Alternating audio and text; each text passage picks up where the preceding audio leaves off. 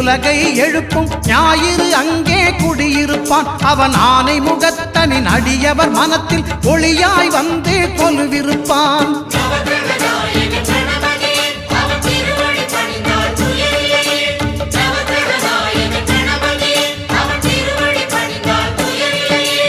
ஒன்பது கோளும் ஒன்றாய் காண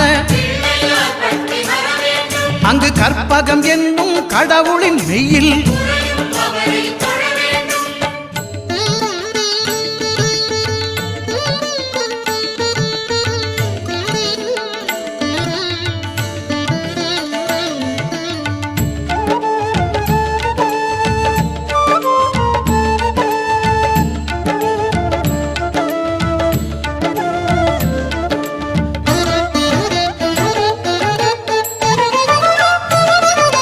திங்கள் பகவான் திருமுகம் காண